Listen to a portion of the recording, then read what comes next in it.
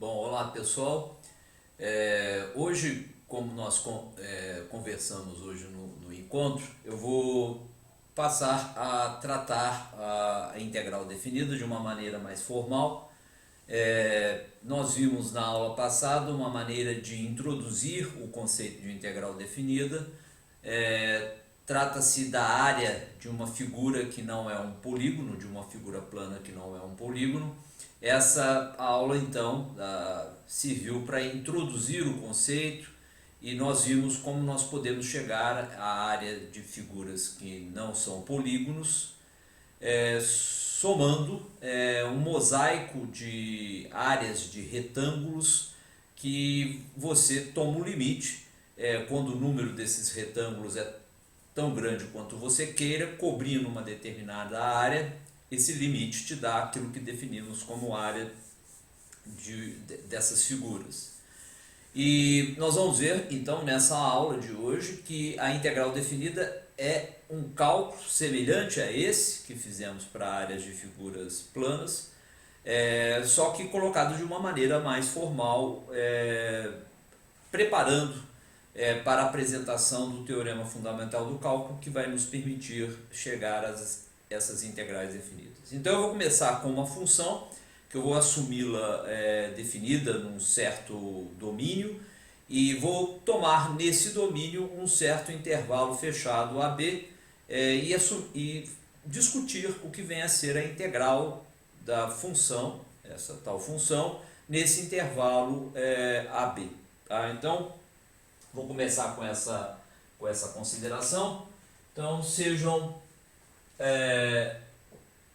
a tal função. Então, eu vou imaginar f definida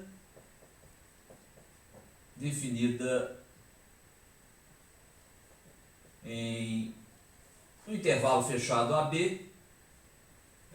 E esse intervalo, é claro, um intervalo pertencente, um intervalo contido aí no conjunto dos. Não é necessário colocar, é um intervalo AB contido no conjunto dos números reais. Então, é claro que esse intervalo é parte do domínio da função propriamente, e eu vou também considerar um ΔX, que é uma certa largura, e esse ΔX eu vou pegar o intervalo AB e dividi-lo em n partes, ou seja, as larguras associadas vão ser b menos a dividido por n. Então o que eu estou fazendo só para representar isso daqui na reta real, digamos que eu tenha a função, esse seja o eixo x, o eixo y estaremos colocando aqui, tá? E eu tenho o intervalo AB, esse intervalo AB associado aí ao domínio da função. O que nós estamos colocando aqui, esse ΔX, eu vou tomar esta dimensão, esse comprimento, e dividir em n partes, e cada uma dessas partes vai ter, eu vou tomá-las como tendo comprimento ΔX, ou seja, eu vou repartir aqui em várias partes, tá? N partes, cada uma dessas partes vai ter uma largura b menos a sobre n, tá? Então essa é a ideia. Claro que a função ela estaria representada aqui por um certo gráfico, tá? E o que nós vamos focalizar é num procedimento que eventualmente pode nos dar inclusive a área sob a curva y igual a f de x, tá? O eixo x e as retas x igual a e x igual a b. Não necessariamente se a função f é uma função negativa, mas no caso em que está apresentado aqui, esboçado aqui, o que nós vamos definir como integral definida de fato é exatamente a área abaixo dessa curva entre o eixo, sobre o eixo x e entre as retas xa e xb. Mas Deixe-me colocar dessa maneira aqui e eu volto a considerar esse desenho daqui a pouco, esse esboço daqui a pouco. Então, essa é as considerações que eu quero colocar. Eu vou apagar isso daqui, daqui a pouco eu volto a fazer esse desenho, simplesmente para eu poder, tecnicamente, colocar o que eu me refiro como integral da função f, integral definida, no intervalo AB. Tá? Então vejamos como nós fazemos isso. Então, eu vou considerar a função f, ΔX dado por b menos a sobre n, que é o intervalo, e vou também considerar um x estrela, né, pertencente a um intervalo fechado xi menos 1, xi. Esse intervalo xi menos 1, xi é simplesmente um intervalo em que, deixa eu colocar isso daqui novamente, considerar o eixo x, eu tenho intervalo AB, né? Esse intervalo AB eu estaria dividindo em n intervalozinhos, como eu fiz no desenho anterior, e dentre esses intervalozinhos eu teria aqui o xi menos 1 e o xi genéricos. É claro que há vários, né? E se eu colocar o i varia de 1 a n, obviamente, tá? Eu identifico o a com o x0, identifico o b com o xn, esse é o eixo x, simplesmente, tá?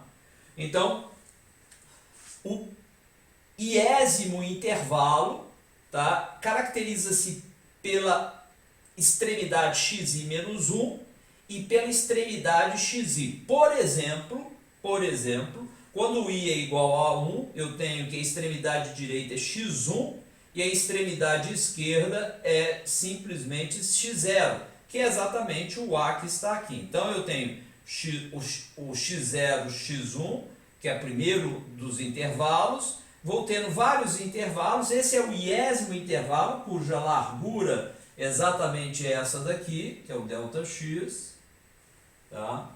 E vou tendo os outros demais intervalos até que i é igual a n, eu tenho a extremidade direita xn e a extremidade esquerda xn menos 1, simplesmente é o último dos intervalos, dos n intervalos sobre os quais, nos quais eu divido esse intervalo maior AB.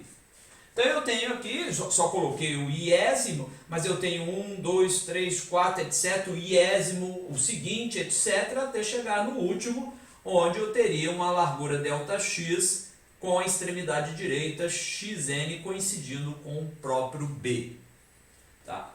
Quem é o xi barra? É qualquer elemento entre xi menos 1 e xi que eu escolha aqui nesse intervalo fechado xi menos 1 xi, que é representado geometricamente aqui. Então eu vou colocar esse xi barra ali, simplesmente para a gente ter uma ideia do que a gente está colocando, do que a gente está falando. Então, uma vez tendo esse elemento aqui, eu digo o seguinte: a integral definida, e isso vai ser importante, definida, esse é o definida, de f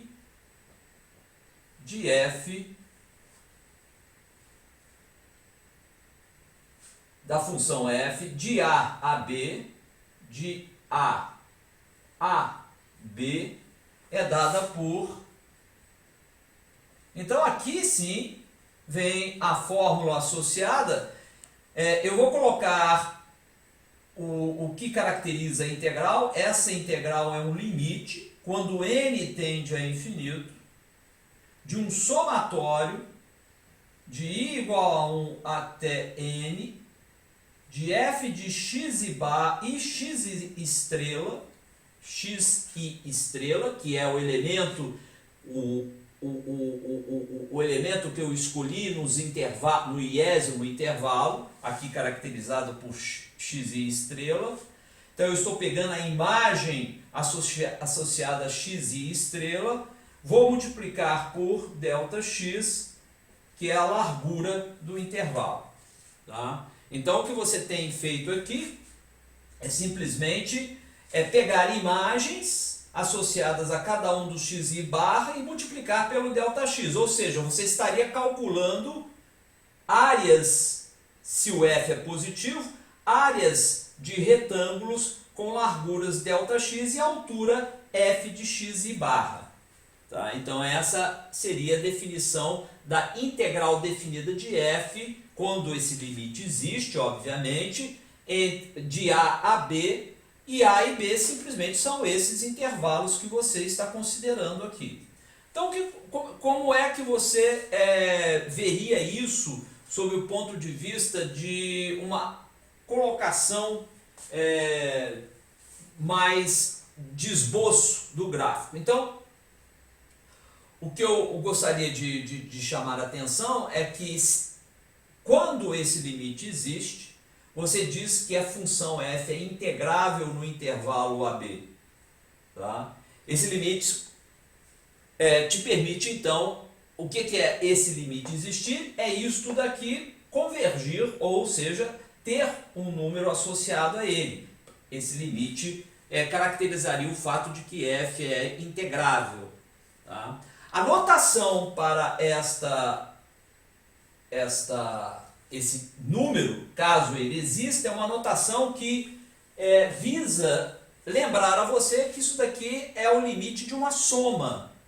Então eu vou colocar a notação, mas essa notação sozinha ela não representa nada. O procedimento para calcular, para chegar ao número, é exatamente esse daqui, que é o limite de uma soma, mas a notação é o seguinte: para lembrar que você está calculando a integral definida, você coloca um S, esse S é um S esticado, dando a ideia de ser uma soma. Esse S se refere a esse somatório que está aqui, esse é o sinal de integração.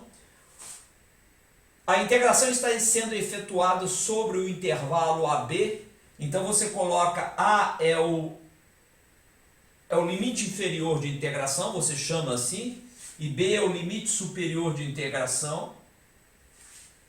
A função a ser integrada é o f de x, você coloca no chamado integrando, o f de x, e você tem um dx que, do jeito que é colocado aqui, não é um dx, um número ou qualquer outra coisa que seja, mas era simplesmente uma simbologia para você se lembrar desse ΔX ali. Tá? Então o que está escrito aqui é simplesmente o limite de uma soma de imagens da função sobre os vários intervalos nos pontos escolhidos nesses intervalos, vezes ΔX, limite de soma de áreas, se f é positivo, de áreas de retângulos. Então, eu vou fazer um desenho semelhante àqueles de áreas, tá? Levando aqui em conta, eu vou apagar essa parte de cima, simplesmente lembrando aqui que ΔX é B menos A sobre N, tá? Essa é essa largura, todos os N intervalos têm a mesma largura, que é simplesmente a extremidade direita menos a extremidade esquerda dividido por N, esse N você depois toma sendo tão grande quanto você queira, e o xi barra que é simplesmente um elemento dentro das várias partições, qualquer xi barra, porque quando você tomar n tendendo ao infinito, você vai fazer com que esse ΔX tenda a ser tão pequeno quanto você quer, ou seja, veja lá, você fecha em cima de todos os possíveis xi barra de xi estrelas que você pudesse escolher. Então eu vou apagar isso daqui e deixar simplesmente a notação da integral definida para que eu faça uma interpretação do que ela venha a ser quando o f é positivo. Imaginemos aí que a imagem da função f no intervalo AB seja maior ou igual a zero. Então eu vou fazer um gráfico usando essa hipótese. Então eu tenho o eixo x, aqui eu tenho o eixo y, tá? E eu quero, e vou denotar aqui o intervalo AB. O intervalo AB, que é exatamente esse daqui, só que aqui feito para o esboço associado. Suponhamos aí que nesse intervalo AB a função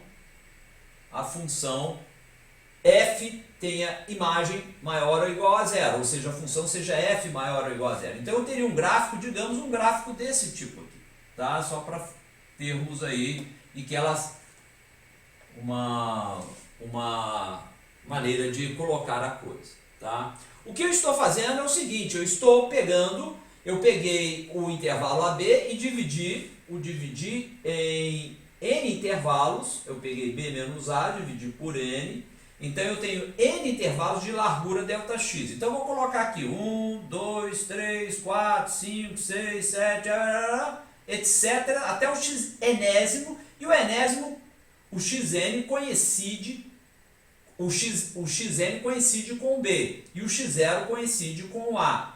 E entre eles eu tenho xi menos 1 e xi, seria, por exemplo, aqui o xi menos 1 e xi. Tá? Aqui, esses dois aqui. O xi barra seria alguma coisa aqui no meio, tá? Tendo imagem, a imagem associada seria, então, o f de xi barra, se você quiser. Xi barra, xi estrela, desculpa, xi estrela. Muito bem. O que nós estamos fazendo aqui? Essa soma seria f de x estrela, seria exatamente essa altura, vezes a largura ΔX. Então seria a área de um retângulo, que seria dado por essa expressão que aqui está. Tá? Seria a área desse retângulo aqui. Tá? Essa é apenas uma das parcelas. Mas você vai somar de i igual a 1 até n as várias parcelas, ou seja, as várias áreas de retângulos que aqui estão associados com diferentes x e estrela em cada um deles. Né? No fundo, você teria, eu vou colocar aqui simplesmente uma coisa muito grosseira, né? Representando algo que poderia ser o tal retângulo. Quando você somar e tender n a infinito, você vai fazer com que basicamente esses retângulos cubram essa região que aqui está. Tá? Claro que quando n tende a infinito, as bordas tendem a ser exatamente a coincidir com as bordas associadas à curva y igual a f de x. Tá? Então, nesse limite, se f é positivo, você teria exatamente a área abaixo do gráfico y igual a f de x, acima de x, acima do eixo x, e entre x igual a A e x igual a B. Ou seja, isso daqui para f maior ou igual a zero é exatamente a área abaixo do gráfico da função f de x, coisa que nós vimos na aula passada. Então o que nós estamos colocando aqui é o seguinte, nós estamos generalizando o conceito de área abaixo da curva para o conceito de integral definida. A integral definida de uma função f no intervalo AB é um caso particular, tem como caso particular, quando a função f é uma função positiva, ou melhor, não negativa, é a área abaixo do gráfico da função f entre x igual a A e x igual a B e o eixo x. Tá? Mas veja só que o f pode, inclusive, no caso da integral definida, ser negativo. Né? Por exemplo, deixe-me colocar aqui uma situação em que eu vou denotar aqui um gráfico de uma função em que o f entre a e b é negativo. Né? Digamos que eu faça a seguinte coisa. Então vejamos aí, suponhamos que eu estivesse fazendo a integral definida de a até b de uma função f que tenha essa propriedade aqui. Digamos, eu vou colocar aqui o gráfico associado e deixa eu fazer um desenho um pouco melhor disso daqui, porque eu quero enfatizar justamente o caso em que ela, suponhando que eu tenho x, y, suponhamos então que eu tenha x igual a A e B é o intervalo de integração. Eu vou ter que repartir isso daqui em N intervalos de largura B menos A sobre N, a mesma coisa que você tinha no caso anterior, só que assuma que essa função em certo trecho ela seja negativa e depois ela se torne positiva. Tá? Então, digamos que isso seja y de f de x. Veja o seguinte, quando você estiver então efetuando esse processo, o f para x logo maior do que a e abaixo desse valor que aqui está em x, digamos que ele seja c, tá? Você tem que o f de x e barra é negativo. F de x e barra negativa vezes ΔX, o que você estaria calculando entre A e C seria o negativo da área dessa região que aqui está. E para x maior que C, seria essa área que aqui está. Então a integral entre A e B de uma função que tem uma região negativa e uma região positiva seria o negativo da área em que ela é negativa, mais a área em que ela é positiva. Ou seja, seria a diferença entre a área desta figura e a área dessa figura quando o f tivesse regiões em que ele é negativo. Então, as regiões em que a função é negativa, a integral definida dela nessa região é menos a área daquela região. Por quê? Porque o f te daria imagens aqui negativas, embora o módulo da integral fosse exatamente a área associada ao gráfico acima aqui, obviamente, do gráfico da função y. Então você pode considerar integrais definidas mesmo de funções negativas, e no caso em que as funções são f, a função f é positiva definida na região, você tem que essa integral é exatamente a área abaixo do gráfico. E quando ela tem regiões em que são negativas, a integral na região em que a f é negativa é simplesmente o negativo da área associada àquela região. Então, essa é a definição de integral da função f no intervalo AB, e ela leva em conta o limite do somatório de f de x e barra, onde x e barra é o número escolhido em cada uma dos elementos da partição em que você particionou o seu intervalo, vezes a largura do intervalo, que é definida como b menos a sobre n, nos casos em que você monta o que a gente vem a chamar de integral definida da função f entre a e b. Tá? É simplesmente isso, e nós vamos ver como é que isso daí pode ser obtido em funções um pouco mais, digamos, em exemplos mais específicos. Tá? Eu vou dar um exemplo aqui e vai ficar mais fácil da gente visualizar a coisa. Então o exemplo que eu gostaria de colocar é o seguinte, tá? Eu vou apagar isso daqui, vou colocar um exemplo. Claro que você pode usar esse x e barra qualquer que você queira. Eu vou, por simplicidade, tomar x e barra como sendo exatamente os xi, mas poderia, claro, ser o xi menos 1. Eu vou tomar o x como sendo o xi para ficar mais simples e eu poder fazer o cálculo do limite com mais facilidade. Mas vejamos aí como é que vamos colocar isso. Eu vou usar exatamente esse tipo de construção. É claro que se eu coloco o x0 igual a A, eu vou ter aqui o x1, eu vou ter depois o x2, o x3, o x4, o x5, eventualmente o xi menos 1, o xi mais 1, o xi mais 2, etc., até chegarmos no xn, e o xn coincide com o b. Tá? Então esse é o tipo de coisa que nós vamos colocar. Note o seguinte, embora eu tenha colocado assim, dessa largura, deixa eu colocar esse cara aqui um pouco mais largo, para não não pensar que, então, esse é o x1, haveria o x2, etc. Todos eles têm a mesma largura Δx, etc., Δx. Mas o que eu queria colocar é o seguinte: como é que eu tenho os extremos direitos? Os extremos direitos, por exemplo, esse xi aqui, esse xi, ele é dado simplesmente como sendo o x0, que é o A, mais I vezes Δx. Eu vou colocar dessa maneira, I vezes Δx. Tá? E o ΔX, quem é o ΔX? O ΔX é aquilo que a gente já viu, que é B menos A dividido por N. Tá? Então eu simplesmente repeti tudo que eu já falei anteriormente, porque eu vou propor aqui um exemplo para calcular a integral, e a integral é da seguinte função. Vejamos ali.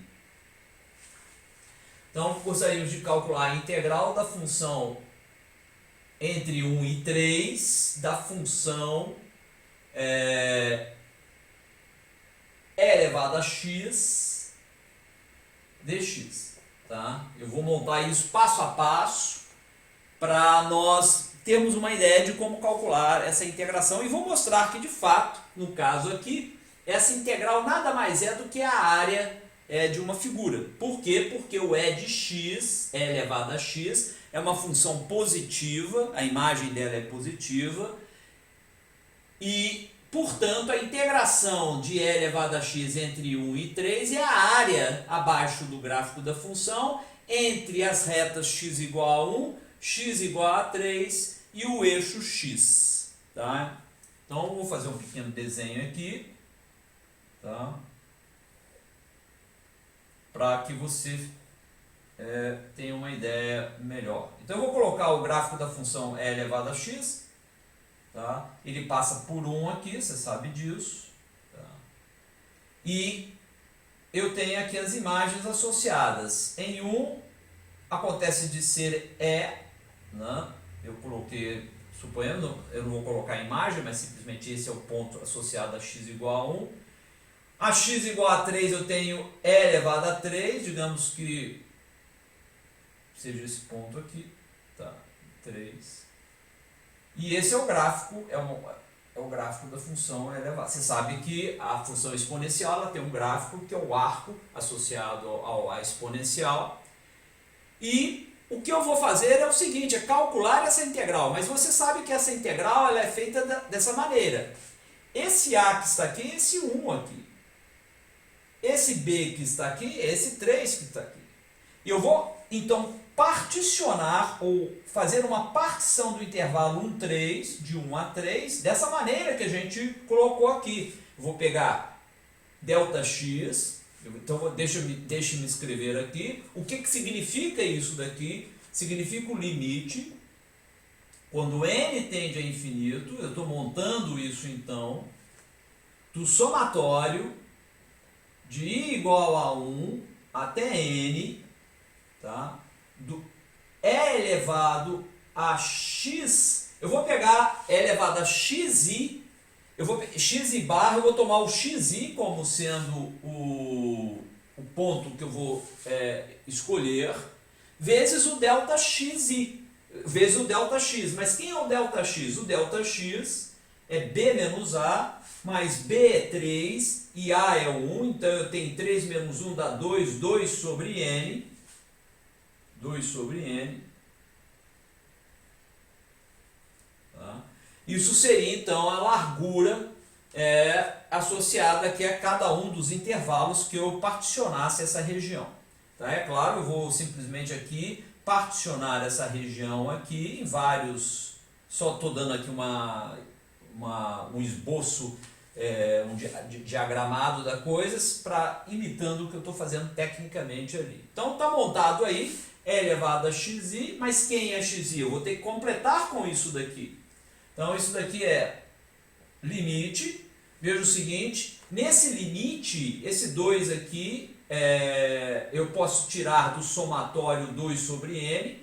Por que eu posso tirar do somatório 2 sobre n? Porque esse somatório só afeta números que dependem em i, como e elevado a xi, Então eu vou escrever isso da seguinte maneira: limite, quando n tende a infinito, vou tirar o 2 sobre n do somatório, e fica somatório de igual a 1 até n é elevado. Então agora eu vou alimentar com isso daqui, mas quem é o xi? O xi é o a, quem é o a é 1, mais i vezes Δx. Mas quem é Δx? Δx é exatamente o que nós falamos, 2 sobre n, ou seja, 3 menos 1 sobre n. Então é 2 sobre n. Tá? E o 2n está colocado aí. Então essa é a maneira que você coloca a coisa no sentido de efetuar. Agora, o que queremos fazer? O que nós estamos colocando aqui? Se você olhar bem o que escrevemos aqui é exatamente, acompanhando o que nós fizemos na aula passada, é a área dessa região, de um se você quiser um trapézio, lembra você um trapézio, a base do trapézio, base inferior, base superior, a altura do trapézio, e tem um lado curvo. Lembra um trapézio? Um trapézio, deixa-me tratá-lo informalmente, trapézio curvo. Então essa integral aqui é a área deste trapézio curvo, dessa região abaixo do gráfico y igual a e elevado a x, entre as retas x igual a 1, x igual a 3 e o eixo x.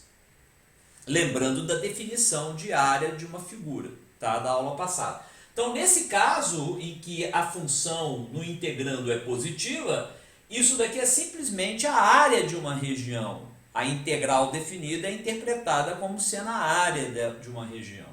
Então, vamos calcular essa área. Você poderia dizer, bom, essa área é mais ou menos, se eu pensasse que isso daqui é um paralelo, um trapézio, eu diria que é a área de um trapézio, base maior mais base menor, base maior mais base menor, vezes a altura dividido por 2.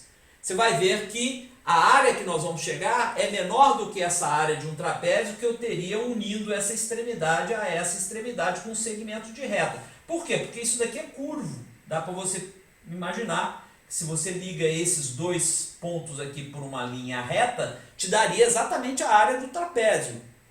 Mas essa integral é menor do que a área do trapézio porque esse lado aqui é um lado curvo. E você pode checar isso. Eu vou chegar a um resultado que depois você pode checar brincando com isso que eu acabei de falar.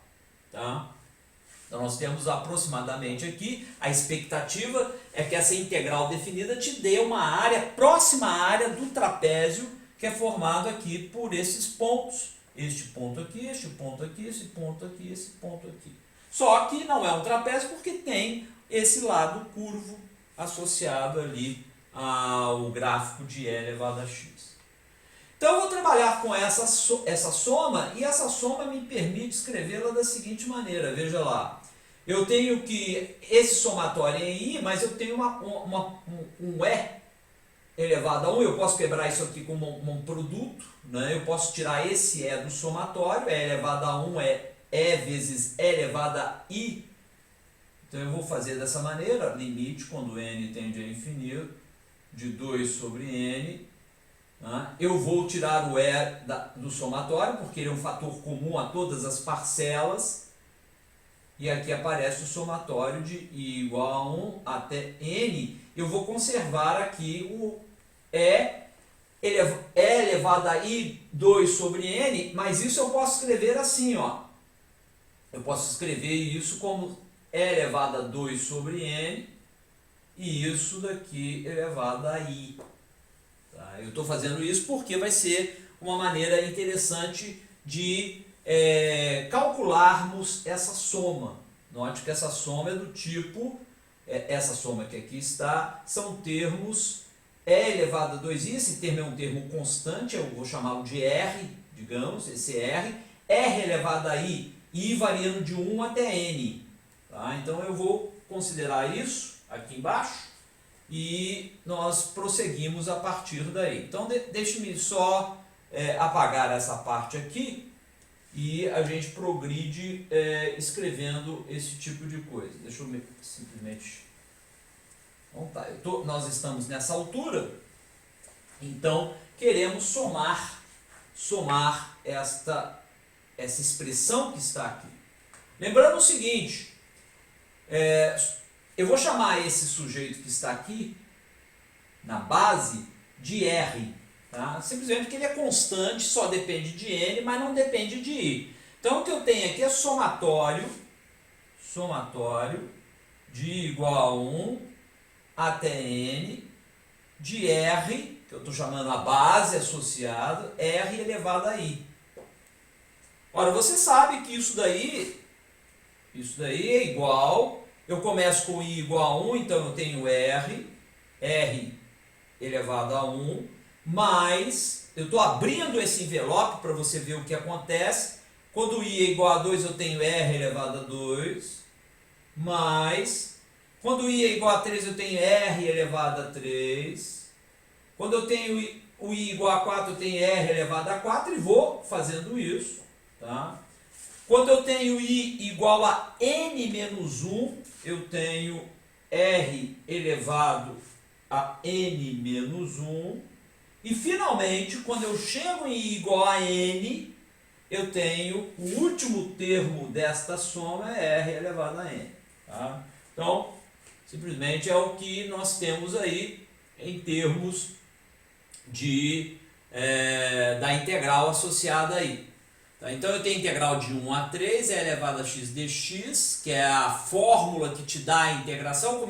Isso é um número, esse número é confeccionado desta maneira, é o limite dessa soma de áreas elementares de retângulos, tá? E eu estou aqui a ponto de determinar quem é essa soma. Depois de determinar essa soma, eu vou tomar o limite quando n tende a infinito e dar um resultado aqui para a integral definida.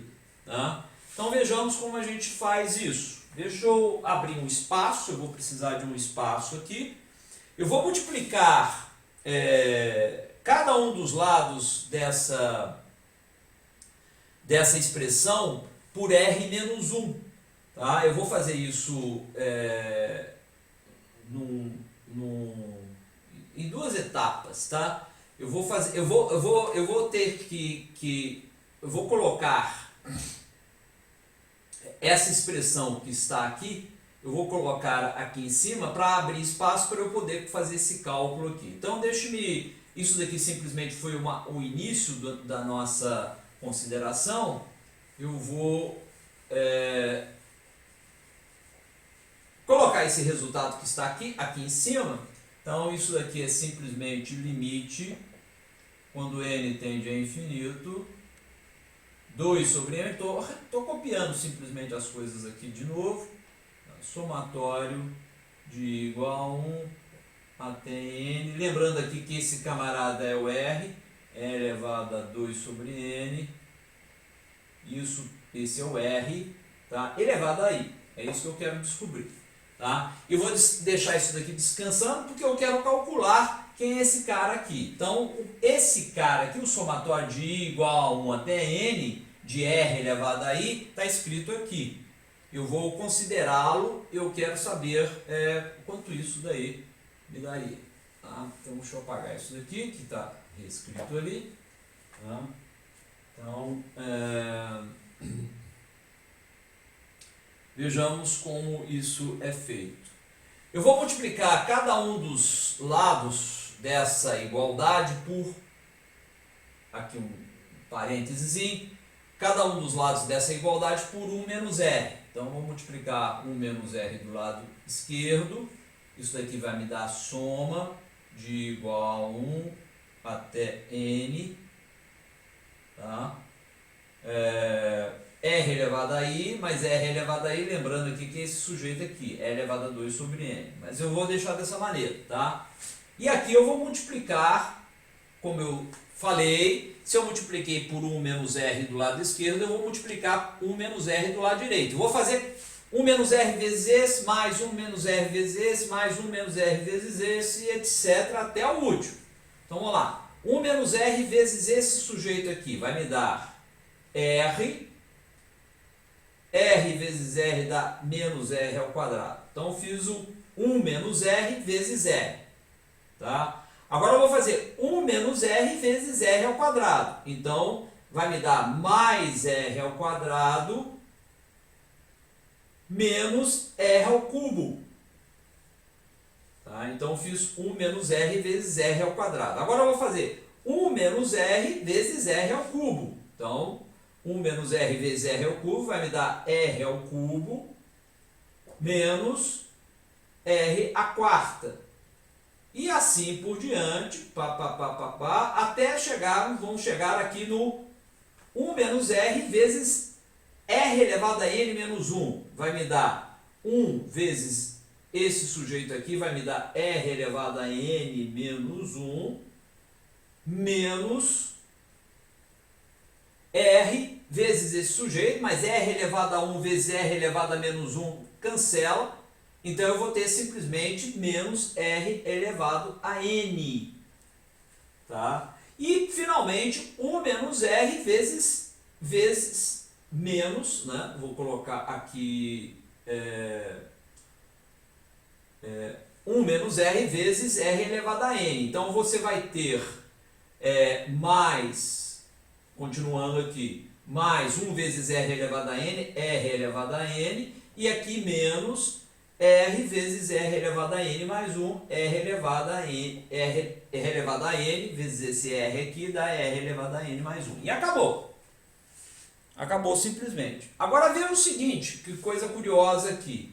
Esse sujeito cancela com esse sujeito, cancela, esse daqui cancela com esse menos R4 vai cancelar com o da frente, que vai cancelando até este daqui, menos R elevado a N cancela com R elevado a N, só sobrou então esse sujeito aqui e esse sujeito aqui. Eu vou comunicar isso nessa expressão que aqui está. Então eu tenho, o que eu fiz? Eu peguei 1 menos R, multipliquei pela soma, e o resultado ficou R menos R elevado a N mais 1. R menos esse R que está aqui, menos R elevado a N mais 1. Então esse foi o resultado ao qual nós chegamos para essa expressão. Não fiz nada demais, simplesmente operei com uma álgebra e foi isso aqui que nós chegamos, seguindo esses cancelamentos. Agora, uma coisa importante eu posso tirar daqui. Então, eu vou dividir para R diferente de 1, obviamente, para R diferente de 1, e é o caso, porque o R é E elevado a 2 sobre N, e isso nunca é igual a 1, tá? Então eu posso escrever isso.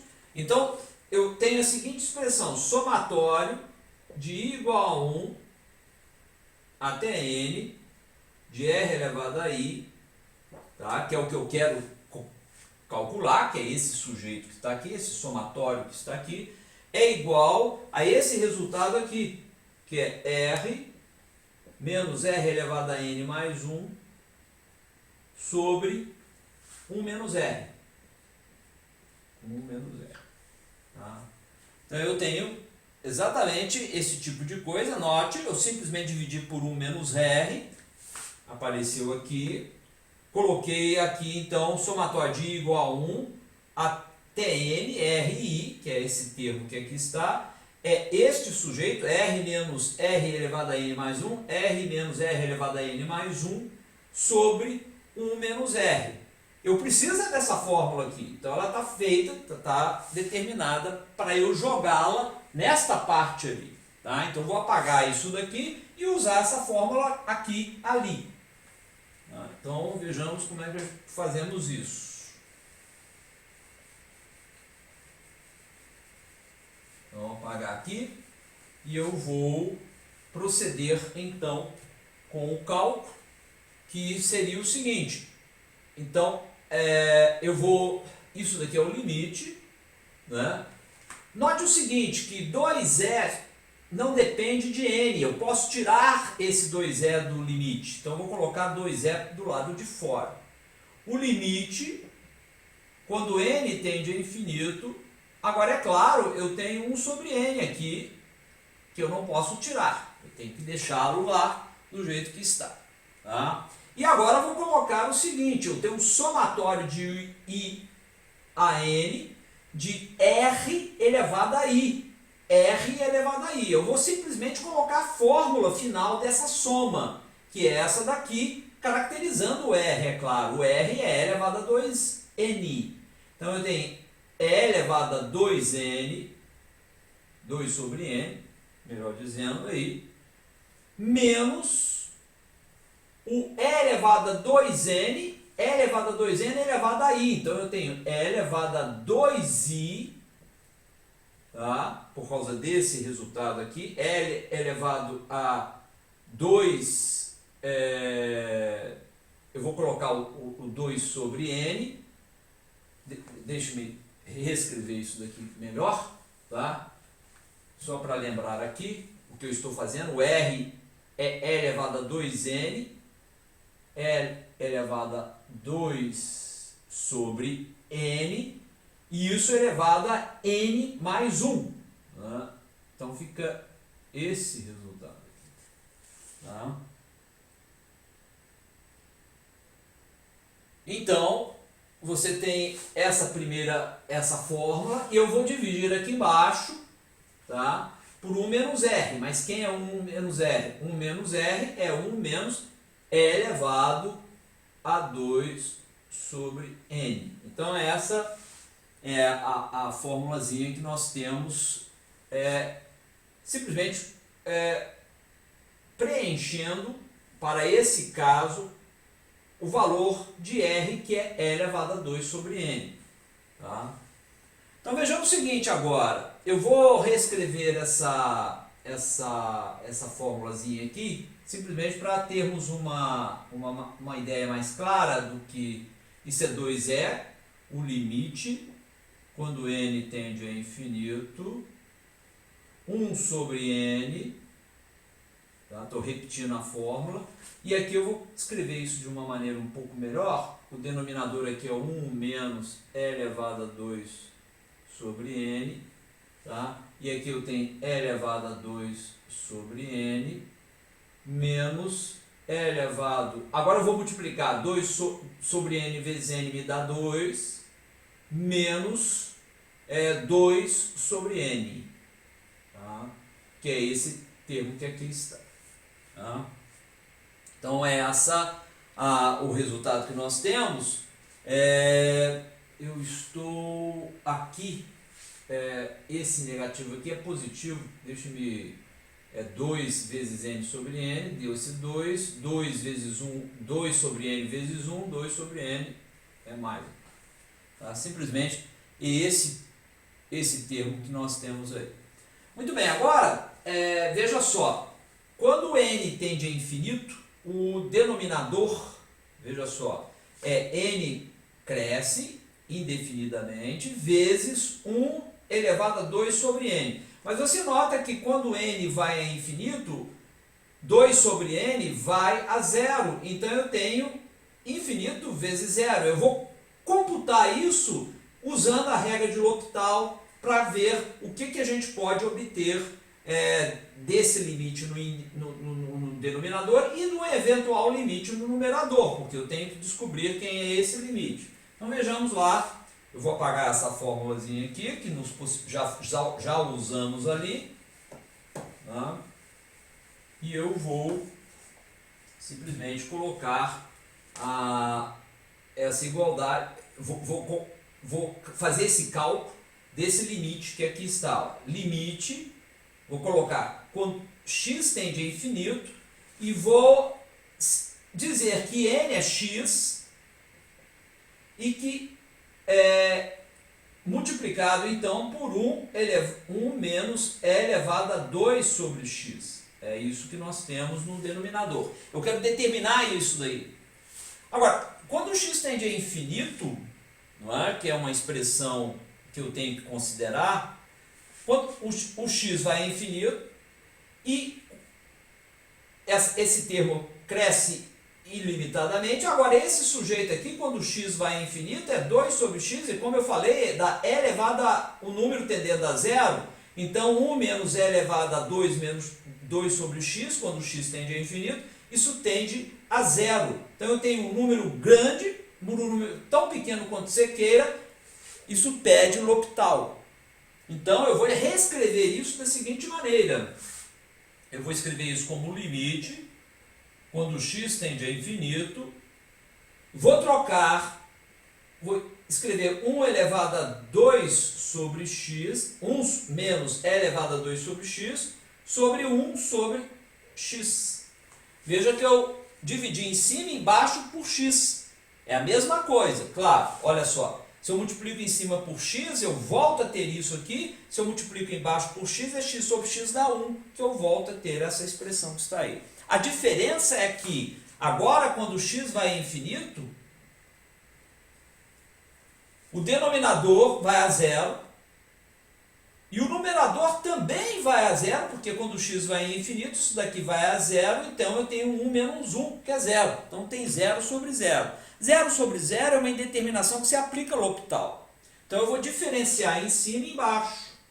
Então é limite, x tendendo a infinito. A derivada dessa função aqui com relação a x é simples, é a regra da cadeia. Você tem que isso daqui é 2 sobre x ao quadrado elevado a 2 sobre x. Eu estou aplicando a regra da cadeia para diferenciar e elevado a 2x. Note que esse sinal negativo cancelou com a derivada de 2 sobre x com relação a x, que é menos 2 sobre x ao quadrado, que foi colocado aqui, vezes a derivada da exponencial, que é ela mesma. E aqui eu vou diferenciar embaixo para aplicar a regra de L'Hopital, que é menos 1 sobre x ao quadrado. Tá? E veja que há um cancelamento, então, entre x quadrado embaixo e x quadrado em cima. Então, isso cancela dessa maneira. E agora sim eu posso calcular o limite. Porque ao calcular o limite, eu tenho menos 2, limite de e elevado a 2x, quando x tende a infinito. Olha, quando x tende a infinito, isso daqui vai a zero. E elevado a zero, o x tende a infinito, isso vai a zero. E elevado a zero é 1. Né? É limite de 2 sobre x, que é e elevado a zero, quando o x tende a infinito. Então eu tenho que isso daqui é simplesmente quando o x vai a infinito, menos, o menos vindo daqui, é claro. O menos vindo daqui. Isso daqui é simplesmente menos 2. Tá? Esse é o limite para o denominador que aparece. Tá? Então, esse denominador, o limite dele é menos 2, como está colocado ali. Eu simplesmente troquei aqui n vezes 1 menos e elevado a 2n por x, 1 menos e elevado a 2 sobre x. Calculei o limite quando x tende a infinito e descobri que esse denominador aqui tende a menos 2 quando x tende a infinito, ou seja, quando n tende a infinito. Tá? Muito bem. Então vejamos qual é aonde vamos chegar aí. Tá? Só para termos uma ideia da coisa, conferindo aqui o meu resultado. Muito bem, o que eu vou fazer com esse menos 2 agora? Esse menos 2 eu vou considerar nessa fórmula aqui no denominador, mas eu tenho que ver o que acontece com o numerador. O que acontece com o numerador quando o n tende a infinito? Ora, quando o n tende a infinito, esse sujeito aqui, e elevado a 2n, quando o n tende a infinito, ele tende a e elevado a zero, que é 1. Nesse sujeito aqui, quando n tende a infinito, isso daqui tende a zero, então isso tende a e elevado ao quadrado. Tá? E no denominador nós já determinamos que isso daqui é menos 2. Então eu vou alimentar eu vou voltar aqui nessa expressão, vou apagar isso daqui e vou alimentar isso nessa expressão com o resultado que nós obtivemos aqui para o limite no denominador e o limite no numerador. Então vejamos lá, eu vou apagar só essa parte aqui, deixa eu fazer uma manobra aqui, aqui é 2, deixa eu colocar aqui 2 e vou voltar aqui e escrever essa fórmula de uma maneira um pouco... Então, nós temos aqui 2, vou escrever 2E, o que aparece aqui. Agora, esse limite. Então, no denominador, eu já vou colocar no denominador o que acontece no denominador. O denominador é n vezes 1 menos e elevado a 2n, quando n tende a infinito. Isso me levou a menos 2, como a gente viu ali.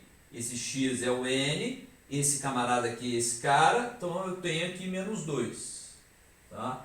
Agora vou para o numerador. O numerador é limite. Eu tenho isso já aqui já foi considerado, que me levou a esse sujeito. Agora eu tenho que considerar esse pessoal aqui quando n tende a infinito. Quando n tende a infinito, este e elevado a 2n tende a 1 menos... Agora veja o seguinte, e elevado a 2, quando n tende a infinito, isso vai a zero, então me deixa simplesmente com e elevado a 2. Esse sujeito cancela com esse 2 aqui e eu fico com uma expressão que é, esse negativo inverte a ordem do que está ali em cima, eu fico com e elevado ao quadrado menos 1, ou se você quiser, e elevado ao cubo menos e, que é o resultado dessa integral definida. Então, o que é essa integral definida? É a área abaixo do gráfico da função entre as curvas x igual a 1 e x igual a 3. Quanto vale isso? É elevado ao cubo menos e. É claro que é um valor positivo, porque você espera que a área tenha um valor positivo. E, de fato, é porque a função é elevada a x é uma função não negativa em todo o domínio dela. Tá? Então, essa é o resultado dessa sua integração e você fez os mesmos passos para chegar a essa integral definida que você teria feito para calcular a área abaixo do gráfico dessa função. Tá? Então, e elevado a 3 menos e é o resultado da integração de e elevado a x entre 1 e 3. Esse resultado vai ser obtido novamente quando eu considerar o teorema fundamental do cálculo. Eu vou voltar a esse resultado, mas note que nós montamos isso daqui simplesmente fazendo a partição como nós fizemos na aula anterior para calcular o gráfico, a área da região entre o gráfico da função, o eixo x, a reta x igual a 1 e a reta x igual a 3. Tá? Então é essa a integral definida da função e elevado a x entre 1 e 3. Tá? O resultado é a área associada a este trapézio curvo que você tem aqui embaixo. Tá? Bom, deixe-me então considerar agora certas propriedades que são simples da integral definida e eu gostaria de apresentá-las aqui e vou reescrever e vou colocar uma delas que é bastante simples, que todas elas são muito simples, né? Você simplesmente vai lembrar o que é integral definida e a partir da definição de integral definida você então tem as propriedades. E uma delas é a seguinte, ó, veja só o que eu vou colocar. Suponhamos que eu tenha integral, eu tenho intervalo AB, eu tenho um intervalo AB com A maior que B, digamos AB. Eu tenho a função, uma função qualquer, e eu vou calcular a integral de A até B dessa função que é integrável, ou seja, que o limite da soma associada ela existe, Então eu tenho que isso daqui é escrito dessa maneira, não é? Só para lembrar, é o limite, quando n tende a infinito. Deixa eu reescrever isso daqui de uma maneira, para inclusive associar isso. Eu quebro esse intervalo em n intervalozinhos, calculo f de x e estrela em qualquer no ilésimo intervalo, multiplico por ΔX e isso define o que vem a ser, esse limite define o que vem a ser integral definida. Você sabe que isso daí é simplesmente uma soma, que você deixa aí correr de 1 até n e vai preenchendo ali. Então você começa com f de x e barra, x1 estrela vezes ΔX, mais f de x2 estrela, ΔX, e vai por aí afora até você atingir I igual a n, não é? Que é o f de xn estrela ΔX. Tá? Isso é uma soma de termos, cada um desses caras, se o f é positivo, é uma área de retângulos que você está somando. Aí, simplesmente. Agora veja o seguinte, isso é integral de A até B. Suponhamos que eu brinque com o que vem a ser a integral. Antes de comentar sobre o que eu vou escrever aqui, deixa eu só colocar uma observação que é importante. Essa soma que aparece aqui, ela tem um nome, essa soma é chamada soma de Riemann. Riemann é um matemático, tá, que foi um dos mais influentes e mais produtivos, inclusive, e deu contribuições fundamentais em uma série de áreas da matemática, dentre elas o cálculo integral. E essa soma, só a soma, ela ficou sendo chamada na literatura de soma de Riemann. Então a integral definida você diz que é o limite de uma soma de Riemann, tá? Então, obviamente, esse limite existe. E quando o limite existe, você diz que a função é integrável naquele intervalo AB. Bom, esse é um comentário. Vamos ver o seguinte, aqui eu tenho a integral de A até B. Suponhamos que eu quisesse calcular a integral de B até A, de f de x dx. Como é que eu faço isso e o que isso significa? Bom, a integral de B até A, eu vou aplicar a definição de integração. Ou seja, o que eu vou fazer? Eu vou exatamente fazer o que está aqui. Eu vou pegar, como é que eu faço para chegar ao ΔX que aparece aqui? Eu pego B menos A e divido por N. Você sabe aqui em cima que ΔX é B menos A dividido por N. Tá? Essa é a definição de integral definida. Agora veja o seguinte, eu quero propor o que significa integral de B até A. Troquei o limite inferior, tornou-se limite superior e o superior tornou-se inferior. Tá? Então, ao invés de integrar de A a B, eu estou integrando de B a A. Aonde isso me levaria? Vou seguir essa fórmula aqui. É o limite, n tendendo a infinito, somatório de I igual a 1 até n, f de x e estrela. Agora o intervalo vai ser o limite superior a menos b dividido por n. Exatamente como é a definição. Agora, você sabe que A menos B dividido por N é menos ΔX. Então, você tem que isso daqui é menos ΔX, esse ΔX que vai ali, que é B menos A dividido por N. Aqui eu tenho esse camarada. Então, você tem que essa integral de B até A é o negativo. Aqui eu operaria com o menos ΔX e eu obteria essa fórmula com sinal negativo na frente. Mas essa forma com sinal negativo na frente é exatamente essa integral com sinal negativo na frente. Então você aprende uma propriedade interessante da integração, que é quando você altera os limites, inverte os limites de integração, ao invés de ser de A a B de B a A, a integral definida da função f de B a A é simplesmente o simétrico da integral de A a B de f. Troca o sinal simplesmente se você troca o limite inferior pelo limite superior. Isso é uma propriedade de toda integral e sai da definição de integração como era de se esperar. Tá? Então, a integral de A a B da função f é igual a menos a integral de B a A da função f. Simplesmente porque o ΔX fica alterado em todos os termos associados à soma de rima. Tá? Porque o ΔX num caso é B menos A e no outro caso é A menos B, claro, dividido por N. Tá? Então, essa é uma das propriedades, integral de B a A de f de x de x é menos a integral de A a B de f de x. Tá? Então, essa é uma propriedade importante. Você tem outras propriedades que eu vou abrir aqui e colocar.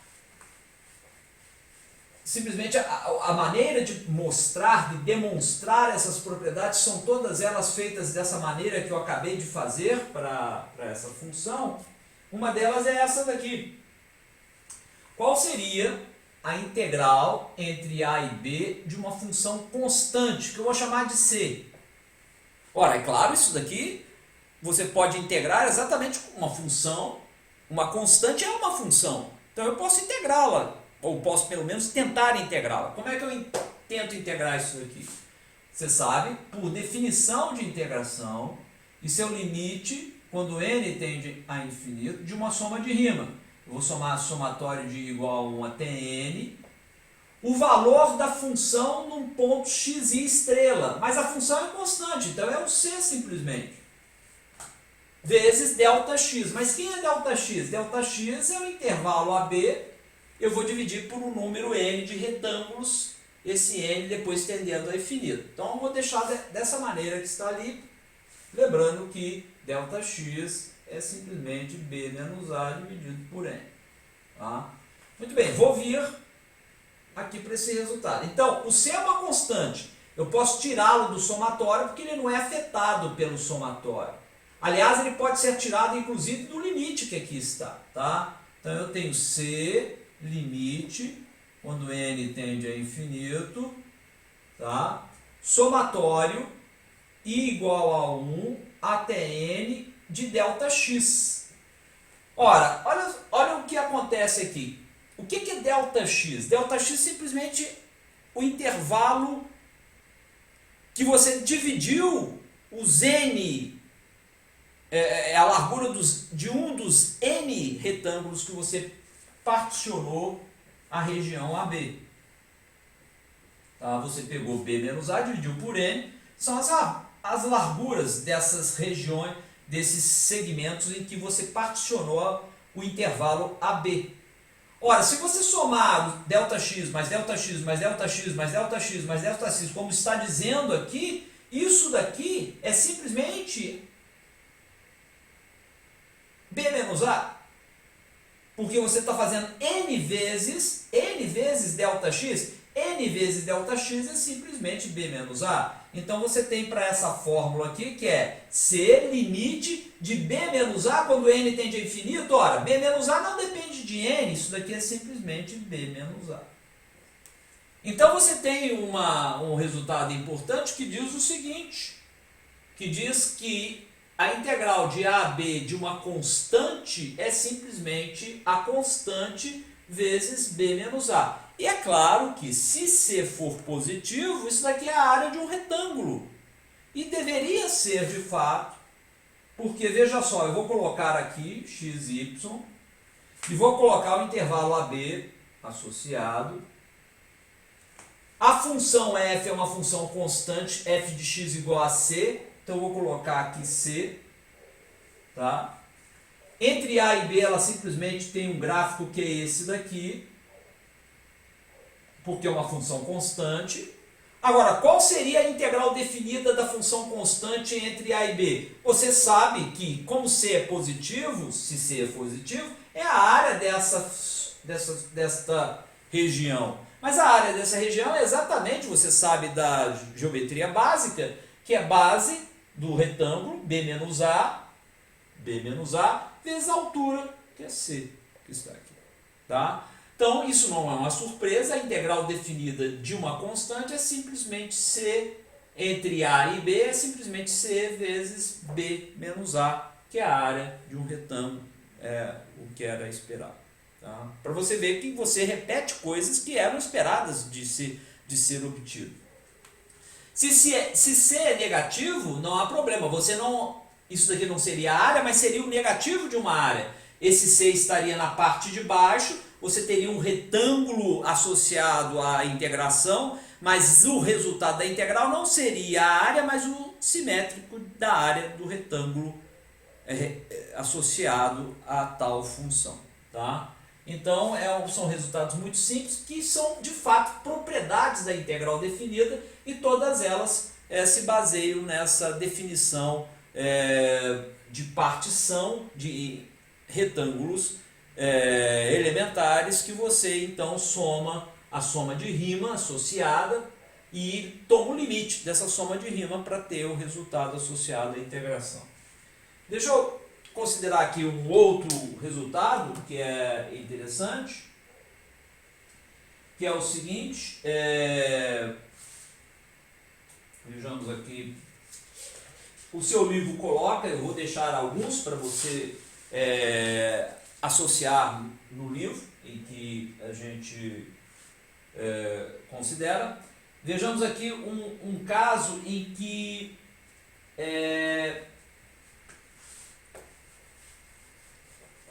você tenha duas funções, tá? Então suponhamos aí que eu esteja considerando a integral da soma de duas funções.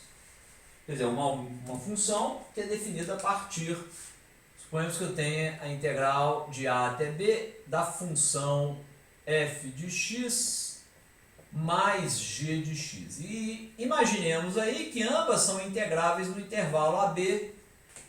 Né? Se eu considerasse, para efeitos de discussão, deixe-me considerar f não negativa na região AB e g não negativa também na região AB. Sozinhas, elas representariam áreas de regiões abaixo dos gráficos das correspondentes funções. Então eu tenho aqui uma outra função que não é a original, não são as originais, mas a soma dessas duas. Eu vou aplicar aqui a definição associada. É o limite, quando n tende a infinito, da soma de rima associada à função f mais g. Então eu tenho soma de i igual a 1 até n. Vou colocar aqui então f de xi estrela mais g de xi estrela, que seria simplesmente a função definida num ponto qualquer do iésimo intervalo. Esse ponto qualquer é chamado xi estrela, vezes o ΔX, onde o ΔX é b menos a dividido por n. Então vou colocar simplesmente ΔX. Tá? Agora veja, se é uma soma de rima, eu vou multiplicar cada um desses sujeitos por ΔX. Então vou ficar com o limite, quando n tende a infinito, do somatório de i igual a 1, i igual a 1 até n. Vou pegar a primeira, f de xi estrela vezes ΔX, mais vou pegar a segunda aqui, x de xi estrela ΔX. E a soma. Agora veja o seguinte, né? Eu estou somando aqui n parcelas desse tipo. N parcelas desse tipo. Eu vou pegar as n parcelas associadas a essa, agrupá-las, e vou pegar as outras n parcelas desse tipo e agrupá-las. No fundo, eu vou ter a simples... E depois vou tomar o limite da soma. Então, eu vou fazer isso daqui, ó. Limite, quando n tende a infinito. Vou agrupar as parcelas associadas aqui a f. F de xi estrela, ΔX. E vou agrupar as parcelas associadas a g. Que eu posso fazer isso, já que a associação de soma é uma propriedade bem conhecida. Tá? Então, g de xi vezes ΔX. Não fiz nada, simplesmente separei-os em f e em g. Agora veja o seguinte, o limite da soma é a soma dos limites. Eu vou acionar esse limite aqui e vou acionar esse limite aqui. Ora, quando eu faço isso, eu pego limite de somatório de I de F e limite de somatório de G e F, de G, limite de somatório relativo a F, de limite de somatório de relativo a E, exatamente a integral de F entre A e B e a integral de G entre A e B. Então eu posso escrever isso daqui também desse jeito aqui, tomando cada um dos limites, ou seja, o primeiro dos limites é a integral de A até B de F de x dx, que é o primeiro limite, o segundo limite mais o segundo limite é a integral de A até B de g de x dx. Tá? Então você tem outro teorema aqui, uma outra propriedade, essas propriedades nada mais são do que teoremas, que é a integral da soma de duas funções integráveis, tá? É a soma das integrais dessas funções. Tá? Isso é um resultado também importante, é uma propriedade que você pode obter simplesmente usando a definição de integral definida. Tá? E são importantes, vocês vão usar com bastante frequência.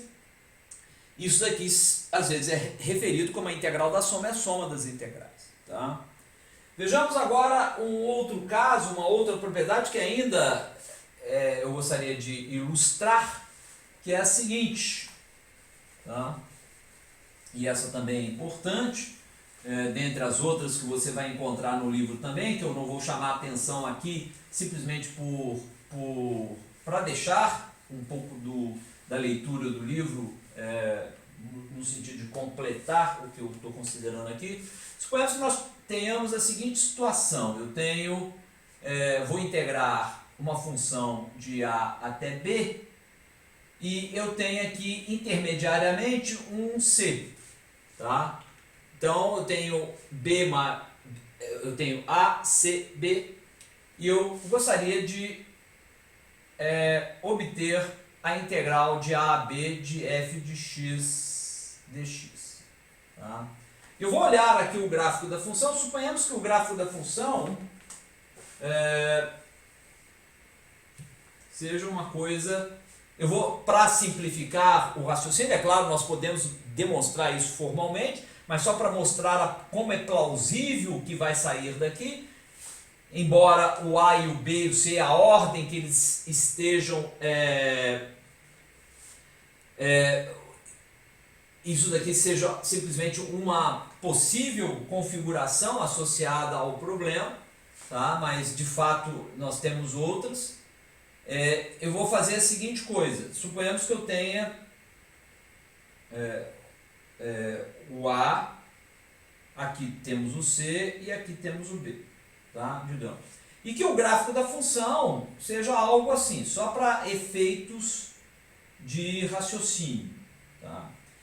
Bom, como o y igual a f de x é não negativo na região AB, você sabe que a interpretação da integral definida vai ser a área, essa área que está aqui, tá? A área entre o gráfico da função, o eixo x, a reta x igual a A e a reta x igual a B. Então, o que daria valor a isso daqui seria o limite de uma soma de rima, que é a área abaixo do gráfico da função entre as curvas, entre as retas x igual a A e x igual a B. Mas note o seguinte: esta área também pode ser colocada como sendo a soma desta área entre A e C e desta área entre C e B. Então, ingenuamente, você diria o seguinte, que isso daqui é tal que é a integral de A até C de f de x dx mais a integral de C a B de f de x dx. Isso é o que você faria intuitivamente, sabendo que f é não negativa nessa região. Interpretando a integral definida de uma função positiva ou não negativa como sendo a área abaixo do gráfico dessa função. Está tudo correto. Isso, embora você tenha usado uma consideração geométrica, é de fato um teorema válido qualquer que seja A, C e B nessa configuração que aí está. Tá? É sempre verdade que a integral de A a B, tá? para C entre A e B é a integral de A a C mais integral de C a B, quaisquer que sejam A, B e C de fato. Quaisquer que sejam A, B e C. Esse é um teorema de fato, uma outra propriedade acerca de integração. Então a integral de A a B de f de x dx é a integral de A a C de f de x dx mais a integral de C a B de f de x. Note que esse C aqui é o mesmo que aparece aqui se você considera que ao qual você chegou considerando essa particular configuração e usando nesta particular configuração a interpretação da integral definida de uma função não negativa como sendo a área abaixo do gráfico dessa função. Tá? Mas no fundo, você chegou a esse resultado e esse resultado de fato é um resultado válido quaisquer que sejam A, B e C. Tá? E a função obviamente integrável. Tá? Então essa é outra propriedade que você vai encontrar nessa seção 5.2 do livro. Tá? E eu gostaria que vocês a lessem e pensassem sobre essas propriedades. Elas vão ser aplicadas de maneira bastante frequente. As maneiras de demonstrá-las são até mais simples do que as que eu coloquei aqui. Então eu vou deixar com vocês completar essas outras propriedades. O que eu vou fazer agora é passar a lista 5.2, o complemento dessa lista 5.2, que é fundamental, não vou esconder que ela é fundamental, é justamente porque você, nessa sessão, vai usar a mesma técnica que nós usamos para construir áreas, só que agora para construir integrais definidas. Que no caso em que a função no integrando é não negativa, tem a exata interpretação de ser a área abaixo do gráfico da tal função. Tá? Então, vou daqui a pouco uma lista de cálculo da integral definida de uma função, obviamente, integrada. Tá? Então, ficamos por aqui. Então.